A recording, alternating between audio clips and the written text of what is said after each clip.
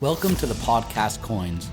I'm your host, Patrick McLean, and I'll be joined by a panel of experts. Sitting here today with Dan Held. My name is Bruce Fenton. I'm Asif Herji. I get to sit here today with Charles Hodgkinson. I'm Nick Carter. My name is Melton Demers. We have Paul Brody sitting here today with Eric Voorhees. My name is Luke Kerner. Mark, how you doing today? Here today with Roger Ver. I'm Sheila Warren. Here today with Alex Mashinsky, Nathaniel Popper. My name is Raoul Powell. I'm sitting here today with Anthony Scaramucci. And on this episode, we will discuss how the COVID pandemic causes a worldwide economic crisis that initially seems to destroy cryptocurrency before Bitcoin rises to new heights.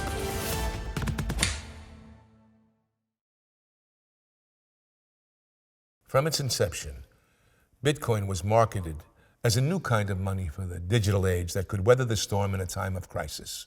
And if there were ever a time for our hero Bitcoin and the other crypto warriors to show their strength, it would be in the face of an unprecedented global pandemic. As the deadly COVID-19 virus wreaked havoc on populations all over the globe, a cloud of fear and uncertainty crept over dinner tables and into the living rooms of families everywhere. People were dying. Governments were scrambling. Financial markets were tumbling. This was Bitcoin's chance to prove where it would stand in the face of what has perhaps been the modern world's greatest challenge. So, how did our star players perform? Initially, as countries closed their borders and panicked investors pulled their money from the traditional markets, Bitcoin was pulled off the cliff with them. It appeared its promise of financial stability was nothing more than a broken one. But shame on you if you thought for even a moment that our hero wouldn't be up for the challenge. Just like a phoenix rising out of the ashes, Bitcoin survived and thrived.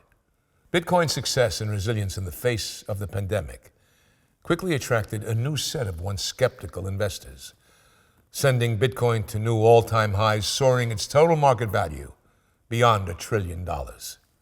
At this point, it appears the only direction for the seemingly indestructible cryptocurrency market was up. Or was it? Do you think, and kind of speaking to current market trends, especially what happened in 2020, the world changed, right? COVID and business practices changed. Do you think that accelerated any of those movements or disrupted at a faster rate? Yeah, we had basically 10 years of kind of compressed digital transformation in a single year. And the main thing that it did was it wiped away a lot of the caution in this environment. Companies' revenues were disrupted. All of their working habits were disrupted. I know at EY, we are fundamentally, a very traditional professional services and accounting firm, right? And we're very, very careful. And a lot of the things that we were very slowly doing, work at home, remote data services, all of those things, I saw other parts of our organization wipe them away. And suddenly things that I'd been saying, we need to do X or Y, that I've been saying those for years, all of a sudden they're like, yep, you can do it now, right? And that kind of thing blows away a lot of barriers. And if you listen to economists like Tyler Cohen and others, they've been talking about this idea that, the pandemic may have significantly changed the rate of productivity growth in the US and other countries because it so thoroughly disrupted some of the established practices that were slowing down change. How do you think the pandemic has changed our society? Short, long term, as you foresee it? I think we don't even know what the pandemic is yet, quite honestly. So we don't know how it's impacted society. But I think more than anything, I think what we do know is I think it has accelerated a lot of things that's already existed, right? You take a look at any adoption of technology, and they all, were growing like this, and then they grew like that. And ultimately, right, in a lot of ways, that's a good thing, right? If we adopted better ways faster, when history is written, maybe I think there will be some highly positive things that come out of it. Other than that, who the hell knows? We're talking 2020, we're talking post start of the pandemic, February, March 2020 and onwards. Looking back to that era, as the pandemic started to take effect, we're talking almost exactly a year ago now, places started closing down. What were the early impacts on markets. And I'm talking, when I say markets, I'm talking both inside crypto, but also in mainstream markets in those early stages of the pandemic when countries were locking down. Well, it actually took, if you recall, it took some time for financial markets to price in the effect of COVID, right? That panic that we saw wasn't until mid-March. But, most people that were smart about it knew that COVID was going to be a big issue in January, February. And a lot of people traded on that basis, made a lot of money. But the big risk-off event didn't happen until about March 12th. Of course, you didn't have to be a genius to see that we were super over-leveraged and that COVID was likely going to inculcate a recession. And so you actually did have a bit of lead time before that. But I think the most interesting thing is how policymakers reacted to that sell-off, reacted to the lockdowns by injecting unbelievable amounts of cash into the economy. Oh, well, let's say Bitcoin in particular. How did Bitcoin fit into that narrative around the pandemic and around that early level of economic crisis? Because it did also fall in lockstep initially. Yeah, Bitcoin actually collapsed more than other financial assets did, albeit for a brief period. So it was interesting because Bitcoin is often portrayed as this uncorrelated asset. And then in mid-March, we realized, oh, wow, not only is this highly correlated to risk-on assets, it's actually acting as a high beta version, which means that if the stock market index moves 1 unit, Bitcoin might move 2 units in that same direction. And that's what we saw on March 12th. Bitcoin sold off from about $6,500 to $3,000 in a 24-hour period. That was a really dark 24 hours. I remember it very well. And then, of course, it subsequently rebounded from there and did great. But that was a moment that I realized, and I think a lot of other people realized, wow, Bitcoin is not immune to what's happening in the financial system. It's actually part of the fabric of the financial system now. Was Bitcoin ready by the time the 2020 economic crisis hit? Well, I don't know if that was really a full crisis, right? Because it was sort of a miniature sell-off. It was a risk-off event. And Bitcoin is this very highly liquid asset. It's very marketable, liquid, 24/7 liquidity, right? So in a shock like that, where people are trying to meet margin calls, they're trying to stay solvent, they were probably going to sell off their most liquid assets. And in the financial crisis itself, we saw gold sell off in 2008 as well. So even these assets that are meant to be these hedges, these monetary hedges, they sometimes do sell off in these crises. In fact, even treasuries sold off in the March 2020 shock. So just because a specific liquid asset sells off in one specific time frame doesn't really invalidate its true nature. And of course, gold subsequently rallied after 2008. And I think Bitcoin is primed to do very well here if we enter a very inflationary era. But yeah, it's going to have short-term shocks like that for sure. It's totally exposed to that. I don't think that invalidates its true nature, though. So around March of 2020, the world started locking down, and early in March we had this kind of mass panic in the form of lockdowns and government reaction and market reaction. The S&P and the global stock markets and Bitcoin all took a huge tumble. Then what happened, the government printed a lot of money out of thin air. That ended up kind of inflating the stock market back. And Bitcoin also rebounded, but for different reasons. It was because people were, in many cases, reacting to this government policy and looking for a hedge against the government's, what they believed was going to be reckless printing of new money, which is exactly what we've seen. By February 2020, it was pretty clear the world was about to shut down. And we saw that massive liquidation of risk, and that was the once in a lifetime opportunity to get into Bitcoin with probably the best tailwind you'd ever had, i.e. the global economy had now stretched a breaking point. Central banks and governments could only do more printing, more excessive spending, more stimulus, more debasement of currency, and Bitcoin exploded from then on. So do you think when we enter this next recession, or whatever you want to call it, due to the pandemic, early 2020, is it almost a no-brainer as far as how Bitcoin is being positioned at that time? After it fell in the liquidation, a lot of us look at charts as well. It had formed a beautiful kind of big triangle pattern, which usually is a sign of explosive move higher or a continued move. That chart setup And the fact that the central banks around the world were printing like crazy, it was one of the best setups, no, the best setup I'd ever seen in my entire career. And from then on, I went all in and pounded the table to everybody and spent as much time as possible educating as many people as possible, saying, if you want the life raft to save you from what is going on to the debasement of your savings, this is it. You need to understand it and get on board as fast as you can.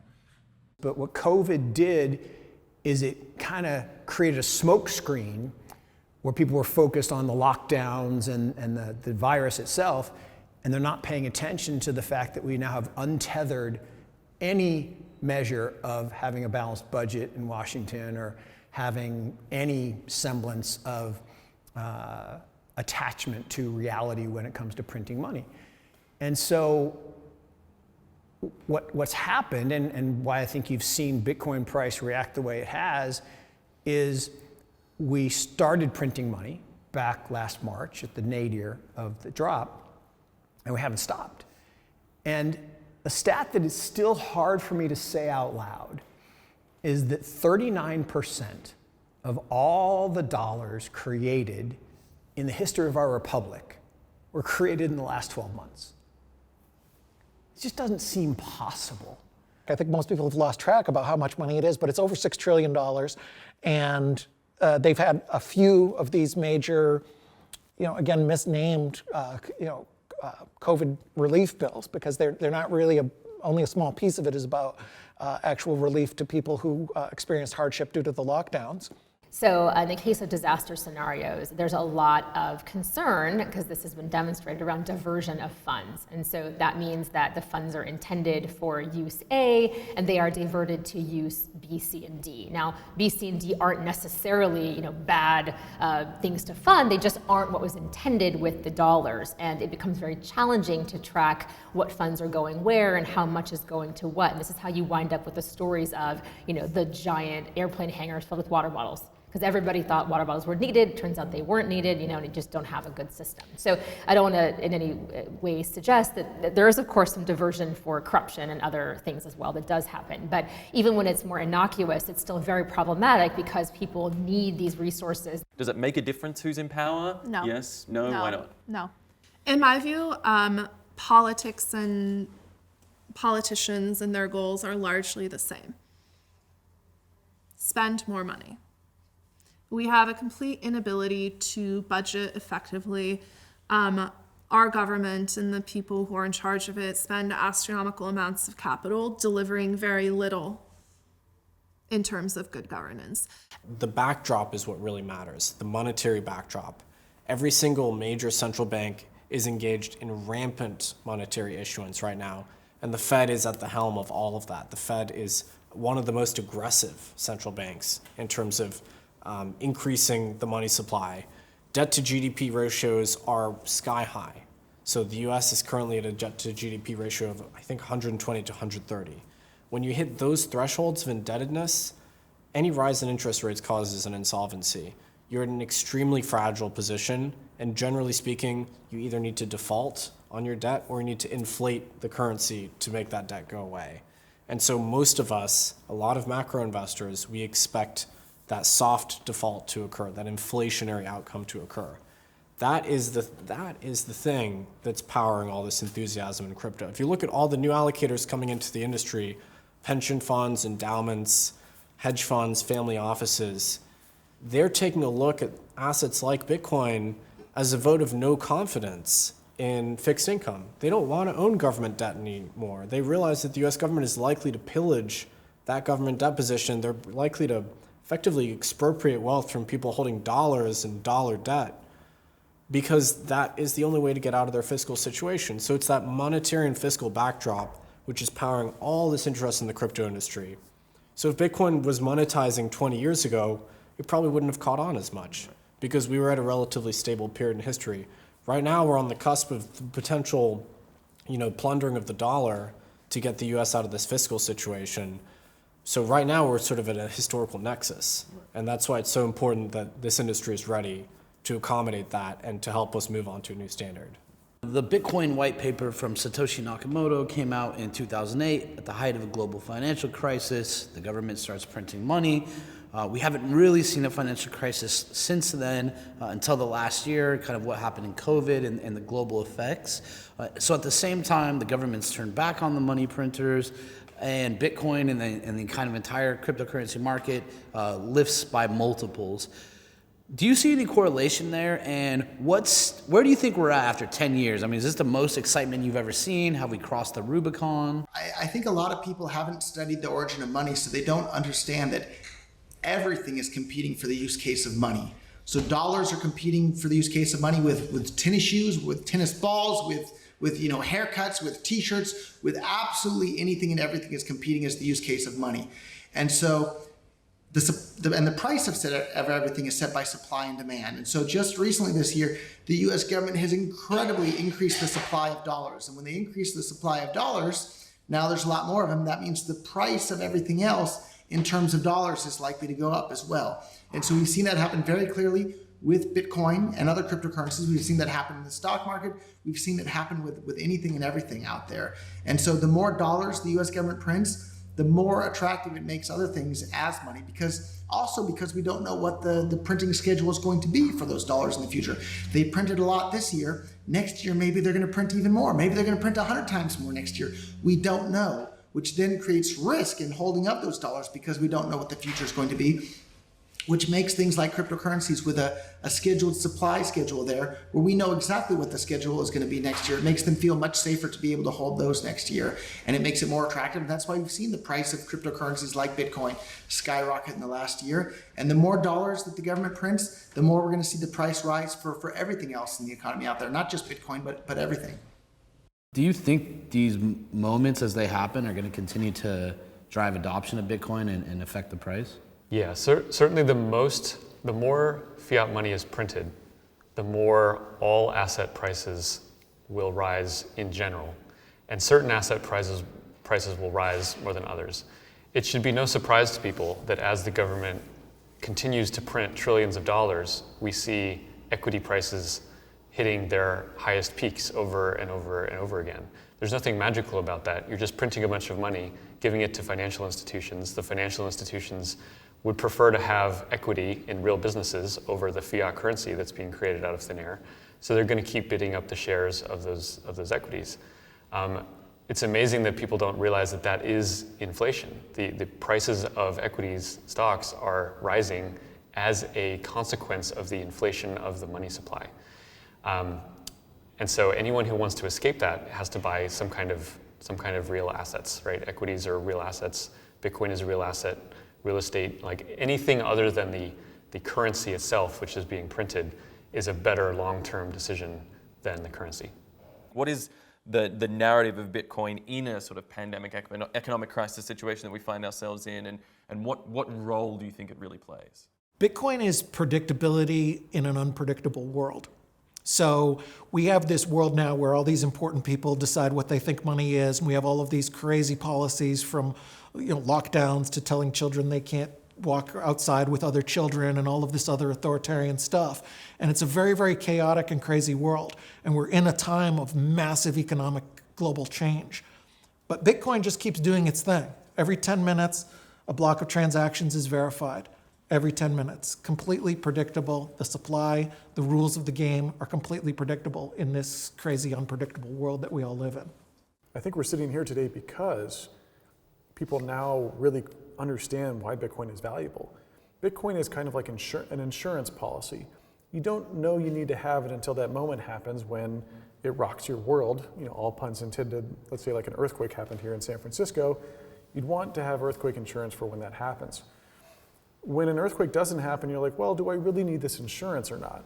And so with Bitcoin throughout its life cycle from 2008 all the way through now has largely existed in a macro bull run.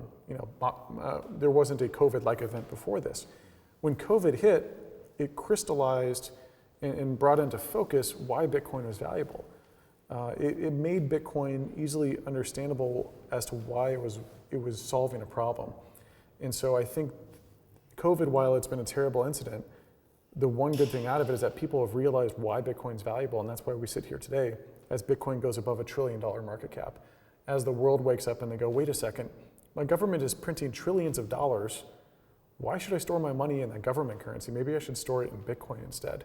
One of my surprises last year was that Bitcoin would have a great year. And I said, not because Bitcoin was getting better, which I think it is, but because the dollar was going to get worse because of the COVID. And that's exactly what happened. Is Bitcoin went up a lot, best performing asset class in 2020, best performing asset class again this year, but not so much because it's so much better. It really hasn't changed that much, but it's because the unit of account that we denominated in, dollars, is getting worse. I think it's transformative. And we've seen this in other times when governments have done bad economic policy. That's why a lot of the early Bitcoiners are from countries like Greece and Argentina and stuff where they've experienced financial collapse. There's no way to learn better than to see bad policies being enacted and then have the negatives of the bad policies. And those negatives are coming. People are going to have huge drawbacks from these irresponsible actions that governments had. So people are out there learning about it. They're learning about it, and they're learning about economic policy, and they're learning about Bitcoin and what money is. What do you think kicked off this recent rally? Yeah, I don't know if I can point to one thing, but you definitely had several events. So first, we had a flash crash during the Corona correction. So that was March 12 of 2020. And basically massive amount, Bitcoin lost 40% of its value in 12 hours.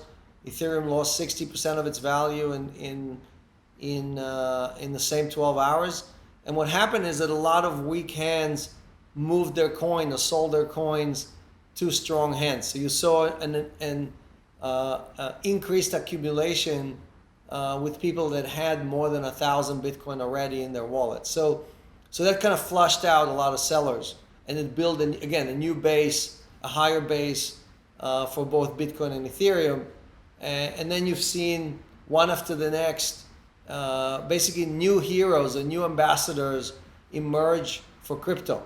Michael Saylor from MicroStrategy, Elon Musk, Mark Cuban, all these people started, it suddenly became cool to mention Bitcoin, to put it on your Twitter account, to throw a meme, to make a TikTok video, and you've seen one after the next celebs and, again, the smartest people in the world and the richest people in the world start talking Bitcoin, right? So, Bitcoin kind of migrated from this fringe asset to a must-own asset, and then FOMO started kicking in, right? You've seen large buys from insurance companies, from different participants, which effectively created a shortage. You also seen the halvening, right? So basically the amount of Bitcoin being created every 10 minutes got cut by half, which created even more scarcity. Put all these things together and you have continuous new highs. I mean, you got to realize, like, the group in San Francisco in early 2013, the group of Bitcoiners in San Francisco was 12 people. So to see the whole world wake up to Bitcoin's value prop, I think it's an incredible moment to feel, to see the world wake up to this. And they were talking about preferences in investment. And they interviewed older people and they've interviewed people under the age of 30. And people under the age of 30 were dramatically more likely, like 4 or 5 times more likely to hold a cryptocurrency than a stock or a bond. Whereas older people were dramatically more likely to hold a stock or bond over a cryptocurrency. So the young people, this is their thing. And then one day they'll be the old people and they'll have all the money. They're not magically going to wake up and be like, oh, those crypto things were pet rocks and fads. I'm going to get rid of those and go to buy Microsoft stock. It's not going to happen. They're going to keep their preferences in that asset class, and they're going to kind of age into that asset class. So whether it takes 10 years or 20 years, I think that there's an inevitability behind our movement that it's going to stay. So then ultimately, is Bitcoin today more like stocks, more like gold, more like something else entirely, and does it matter? It's very, very challenging to ascertain that because the correlations keep changing. So at times this year, it's looked like it was highly correlated to stocks. It's also looked like it was correlated to gold. It's looked like it was correlated to real interest rates. So it's sort of this chameleonic thing where we're not 100% sure how the market sees it yet, because all these traders are looking at the Bitcoin price, they're effectively looking at the behavior of other traders. They're trying to ascertain what is the market correlating Bitcoin to. And I think ultimately at the end of the day, Bitcoin is a system that is nonetheless independent of our monetary system. And if we get genuine financial repression in this country, I'm talking about high inflation and persistently low interest rates, if we get that toxic combination, that's going to be incredibly good for Bitcoin, very good for gold. But we're not there yet. So it sort of remains to be seen how it's going to react to that. But my guess is that in the long term, it's not ultimately correlated to stocks and financial assets. Is the money flowing in and it's not going to stop now? No, it's never going to stop. Now, that doesn't mean it's not cyclical. Everything moves up and down because there'll be a point in time where the central bank balance sheets aren't expanding and there might be other opportunities to put money to work. Whether that's in the digital asset space or outside, it'll slow it down for periods of time. Maybe there's a rise in taxation on profits, whatever it is, there are going to be things that slow it down. Things don't go vertically, they go over time. And network models like Facebook and Google can see drawdowns over time, but they continue to go up. But the adoption by institutions is not going to stop. The adoption by corporations is not going to stop, and by individuals is not going to stop, and on a global basis is not going to stop. It may slow down over periods, but it's not stopping, and it's not going to reverse. I think we're going to have waves of adoption, just like we have now. And today, the main reason for people to come is because of FOMO, right? They don't want to miss out. They want to participate. They think there are quick riches here. So some of us are here because we want to build the future. We want to create this, again, do good and do well platforms. But I admit that most of the people who come into crypto today are coming to create a fast buck, right? They want to buy Bitcoin at 10,000 and wake up the next day and it's at 100,000 and they can brag to all their friends how rich and smart they are. So, the expression that we all need to learn in this industry is HODL, hold on to dear life, and that means you sit on your coins, you don't touch your coins no matter how good or how bad the markets are. And unfortunately, for a lot of people, it's very, very hard to do. As the more the markets crash, the more nervous they get, and the more they sell their coins, and they're selling them to the people who are going to make those riches. Because when you sell your coins, somebody's buying it on the other sid, and now the buyers are the large corporates, the institutions, who are just sitting there and waiting for you to drop your coins for low prices. Crypto as a whole, and even I'm going to expand this out to blockchains by and large, are considered to still be very risky investments. Yes. Is this really the case? Why is it so, etc.? Right. No, good question. So as an investment, yeah, they do carry a fair amount of risk. So let me just touch on that. You can think of crypto as an asset class. I actually think that that's the wrong way to think about it. It would have been a bit like saying at the dawn of the internet that the e-commerce companies were somehow a different class of company or a different asset class entirely.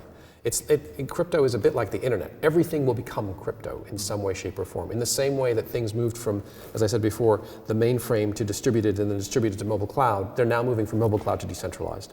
And so the way to think about crypto and the various projects, they're all use cases. They're all different applications.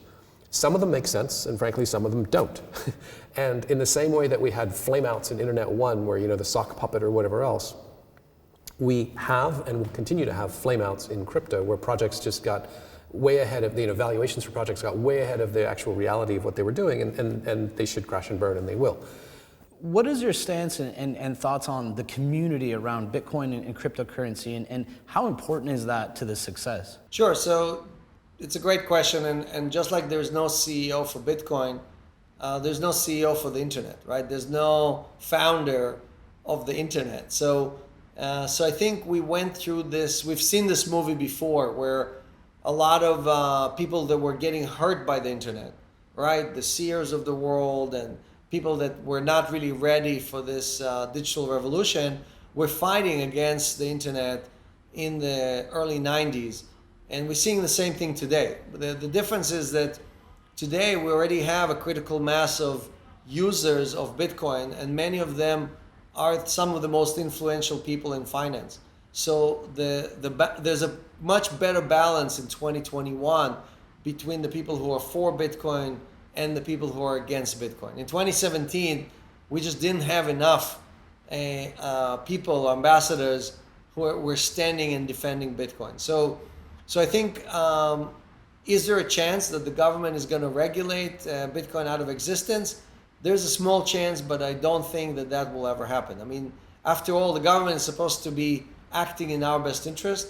And if enough of us are supporting this and thinking that this is an idea or a system that acts in our own best interest, then the government has to allow us to continue and use these type of services or financial opportunities. So I think it's up to us, all of us, the crypto community, to convince enough enough people to come and join us because of store value, because of the ability to earn yield, because of the ability to take a low-cost loans, which kind of negate the predatory practices that most banks are using against their own customers. That I think most politicians, when they look at what these services provide, yes, there's some bad examples, but the vast majority of what's happening in crypto, what's happening in DeFi, is positive and is creating many, many opportunities that I think most politicians will recognize are a good long-term effect. Is this proof that people are abandoning ship? And even the institutions are looking for outs, that they want this alternative asset, this hedge against the mainstream system. Is this proof of concept for you? I think what Bitcoin has reached is sort of a tipping point where it's no longer a question of if, but a question of when. And what specifically we're looking for is difficult to define, right? It's not a price target. What I always say, is I care less about Bitcoin getting to X billions of dollars. It's about Bitcoin getting into the hands of billions of people. And that is starting to happen. But the arc of time is very long, and human behavior takes a very long time to change. We're really only a few years into Bitcoin being broadly accessible and available to everyone, from retail investors all the way through to very sophisticated institutions. And as a result, a lot of the behavior we engage in today does feel and look similar to what we might experience with a traditional brokerage or a traditional bank, because that's really the only conceptual model we have for how we interact with money. But over time, over the next decade or 2 decades, right, just as we did with the internet, I remember when I first got on the internet, I used it very differently and with a very different form factor than I did today. I had a giant PC, I had my little modem. My parents would always yell at me to get off the damn internet so they could use the phone. I was very different from what I do today, but the internet is such a core component of our lives. You don't even think about the fact that everything you're using, right, is connected to the internet. It's become ubiquitous, and your behavior has changed so dramatically, right? Like your iPhone or your smartphone has become a part of your body, basically. And I think similarly, we're still in such an early stage with Bitcoin and digital non-state issued money that it's very difficult to sort of extrapolate what specifically the future will look like. But what I can say with certainty is I think the way we interact with money will change dramatically. I think the choice, right? I want to emphasize the word choice. The choice that people have been presented with and the proposition they have been presented with in the idea of Bitcoin is an extremely powerful one. And people like it. They're spending their dollars to get Bitcoin. People are choosing to hold Bitcoin for long periods of time. People are choosing to engage with Bitcoin products and services. People are running their own Bitcoin full nodes. Like the proof is always in the behaviors people adopt. And if we look at the behaviors people are adopting, every day, more and more people are interacting with Bitcoin, and they're choosing to continue to interact with Bitcoin. And that, again, to me is extremely powerful, extremely encouraging, and also puts a great amount of responsibility on people like myself and the companies I work with and invest in to build products and services that help people get into this space, but in a way that's safe and trusted and reputable and protect some of what we've built here. The last thing we would want to see is people losing money or having their trust violated. Inevitably that will happen, but I think as an industry, we do a lot of work to try to call out those bad actors and to advocate for businesses that are good stewards of people's trust and people's capital. I think the one most exciting thing for me, I've always viewed Bitcoin as a binary play. It's either going to work or not. It's either a completely stupid idea or it's going to have some value. And I've always felt that since day one, and I still feel that way. But today, I'm more convinced about the positive side of that binary play than ever before. The chances of Bitcoin just completely dying today are less than they've ever been. It's bigger and stronger than it's ever been. And that's something I think that's worth being excited about. What has shocked you? What has surprised you? Like, what would you say is the thing that you least expected this market to mature to? There were a lot of years where Bitcoin fanatics were saying, Wall Street's just about to show up. The banks are just about to start getting involved. And there were several years in which they kept saying that, and the banks would have meetings and consider it and then just say, no, this isn't worth it. And I think at a certain point, I thought, okay, this is not going to happen. They're never going to buy into this. And I guess maybe I underestimated how, I don't know if the word is greedy the banks are or just utilitarian.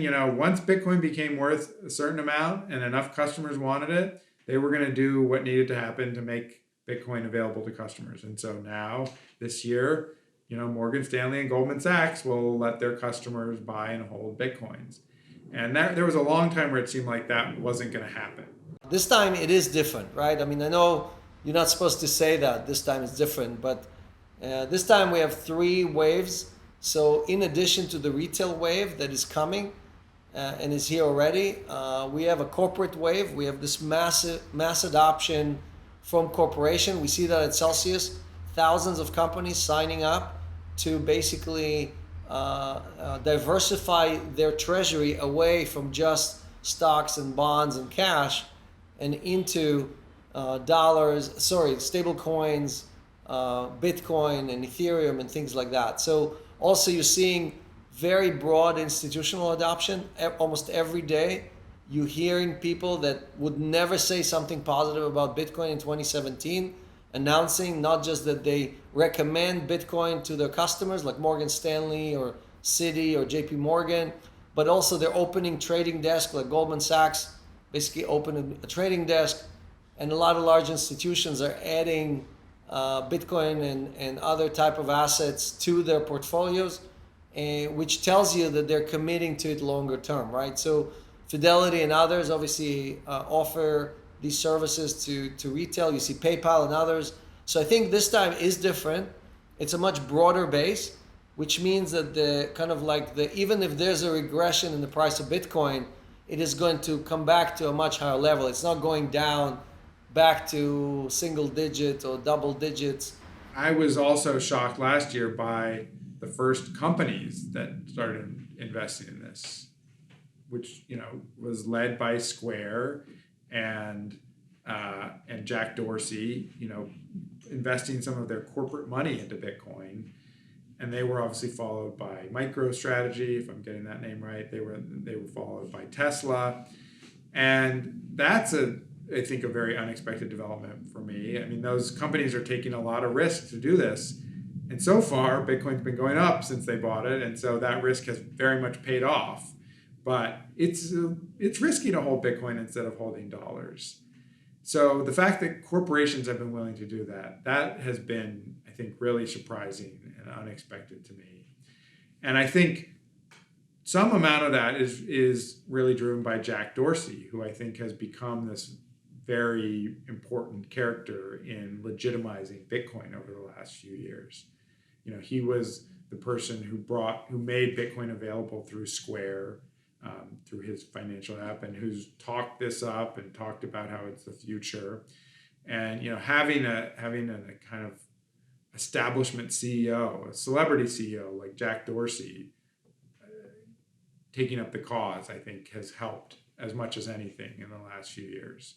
And so the fact that Square did this and it worked, and it, you know, and those Bitcoin have become worth a lot more, and Square is worth a lot more because of that. I think that's made it a lot easier for other companies to start to get into it. So it's always, you know, those first people who are willing to give it, the first people in a new realm who are willing to kind of take that risk are often so important, and then showing that it's possible and, you know, getting other people to follow that. Why do you think these companies started investing then? What was the catalyst of change? Why the sudden big investments? Well, the Michael Saylor and MicroStrategy was a great narrative, because you had somebody with this really passionate belief, very well articulated, that Bitcoin is a hedge against this crazy monetary policy that we see in the world. And it's a hard narrative to argue, particularly with somebody like Michael Saylor, who really knows that topic and makes a case. You can say you disagree with him, but it's a pretty good case that he makes. And I think a lot of people heard that, and it kind of gave license to a lot of other companies to consider doing something the same. Do you think, regardless, positive, negative, taking the morals out of the situation, but do you think that the investment of these large-scale, corporations and corporate groups and whatnot makes the Bitcoin space and the crypto space as a whole more elitist, or in some ways does it level the playing field? And if so, how?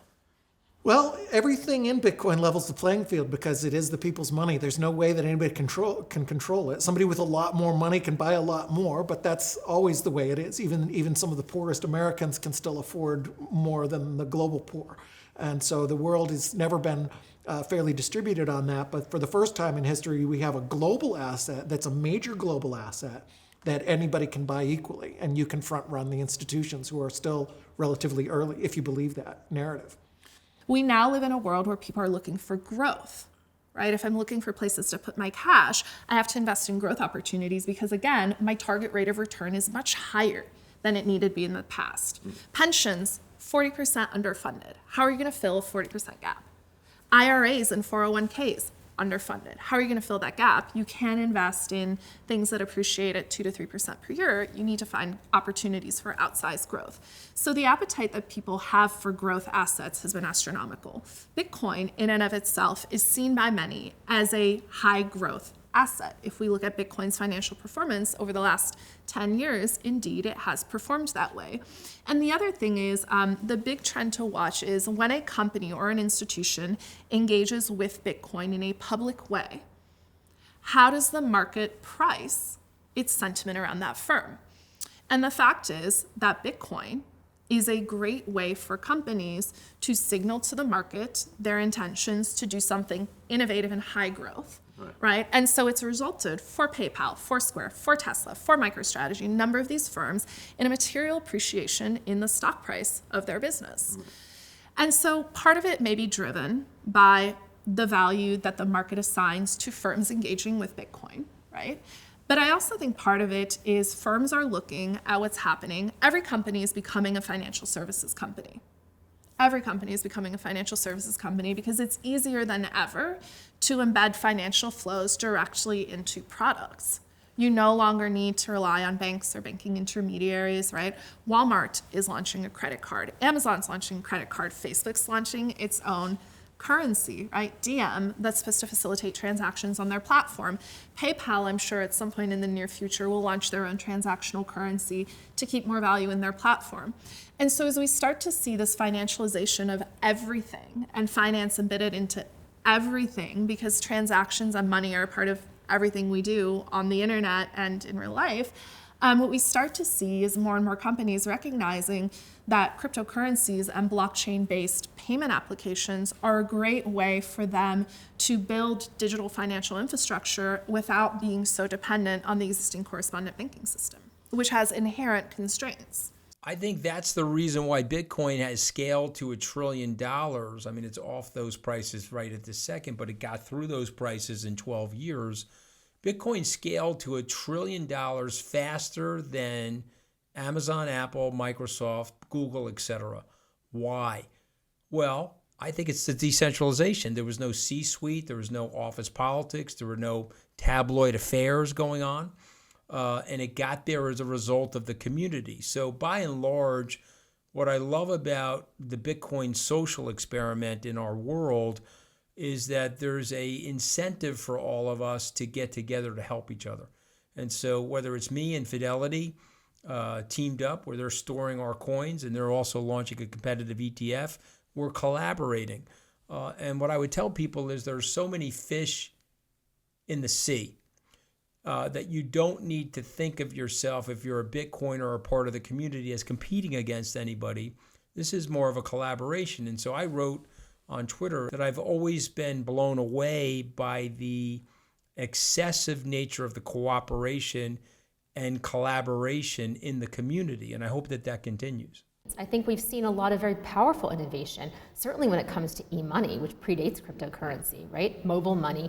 We've seen very powerful innovation from the private sector and some of these major legacy institutions. And we continue to see a lot of them going very big and very hard into crypto. And so I feel very encouraged by that. I think this is a big ecosystem. There's room for a lot of players. I've never held to the concept of a cage match, where one coin or one currency or one modality wins the day and everything else fades into oblivion. I don't believe that that's what we're going to see.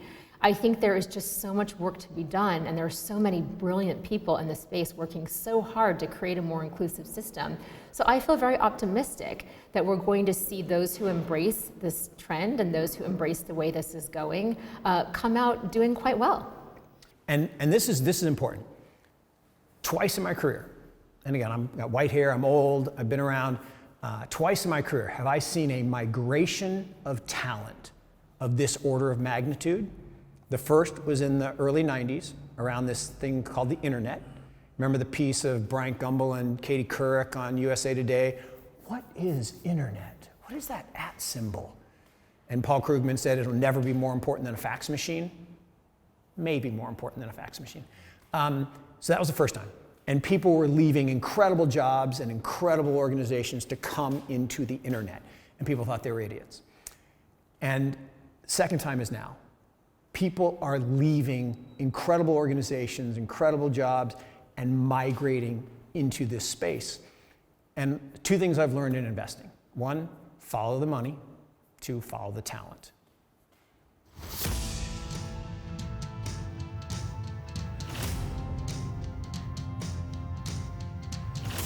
We have tracked the birth of Bitcoin and the ever-changing landscape of crypto and its effect on the world of finance and our own financial freedom. In our next episode, we catch up with present day and look to the future. I'm Patrick McLean, and this is the podcast Coins.